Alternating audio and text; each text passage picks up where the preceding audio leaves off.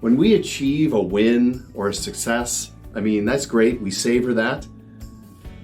But we can start believing our own hype, and that's where complacency is born. It's during times of setbacks and adversity that we look to improve and refine and optimize what we do. This is Duncan MacPherson with Pareto Systems. It's often said that failure is a better teacher than success. We all make mistakes, sometimes big, sometimes small, but it's what it reveals and how we respond that really separates the best from the rest. When you consider the winning edge when it comes to elite athletes, it's very telling because when there's a setback or any form of adversity, rather than hit the panic button, they hit the reset button because they want that episode to serve them, not hurt them. So rather than feeling the pressure of the event, they strive to apply more pressure on themselves to improve and learn from that mistake. Most limitations in life are self-imposed. We all know that disciplines compound and build on themselves. Neglect compounds. Personally, when I'm playing a sport, if there's a setback, if I make a mistake or even a massive error in judgment, I automatically think about my mindset. And the first place I go is to gratitude. I think to myself, I don't have to be doing this. I get to do this. I'm incredibly lucky and fortunate. I try to smile and break any pattern of building self-loathing. I say to myself, that's not like you, right? You know better, right? So it's a bit of a self-pep talk. But gratitude's so key. Jim Rohn, legendary personal and professional development guru, he said it best. You have to appreciate what you have while you aspire to what you want. Energy compounds. Negativity compounds. And these are all parts of the experience, and it's experiential to have a breakthrough. And sometimes that is born out of just going back to fundamentals and taking nothing for granted.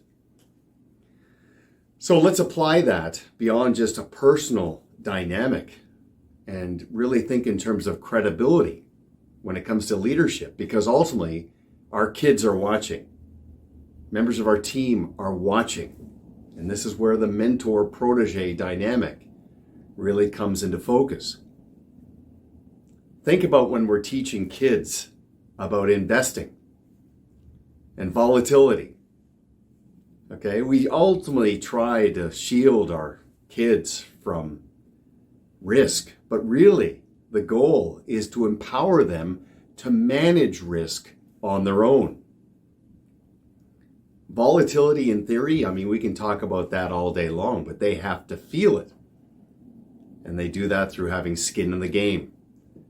This is where leadership and adopting best practices, it's a learned and taught dynamic in harmony.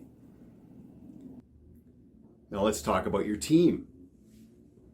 Every member on your bench will make mistakes, but these are all, again, teachable moments, provided that they start off and come from a place of owning it. Total, complete responsibility.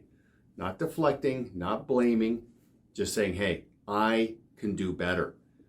Okay? So, those are qualities that are tough to teach, right? The grit, the resilience, and the X factor.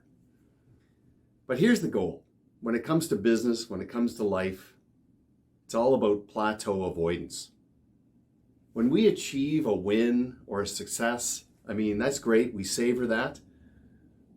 But we can start believing our own hype, and that's where complacency is born. It's during times of setbacks and adversity that we look to improve and refine and optimize what we do. It's as part of that self-assessment. Of course, adversity is only cool after you've overcome it. While you're going through it, it's not that much fun. But we have to focus on self-actualization, right? The pursuit of the best version of ourselves, and that is self-fulfilling. So we have to take in all of this in consideration. And it's as much about our mental state and our mindset as it is our technical ability. I'll close with this. If you're currently a client of our one-to-one coaching program or going through our self-guided process, thank you very much. It's an honor to be working with you. If you're part of our community and you're consuming our information, be it LinkedIn or on our Always On app or our email stream, thank you very much for investing your time. And if you're kicking our tires to get a sense for if we're a good fit, we see the world the same way in terms of what you're trying to accomplish, and that aligns with our philosophy and our process, I'd love to talk to you in more detail. This is Duncan MacPherson with Pareto Systems. Either way, thanks for watching. Bye for now.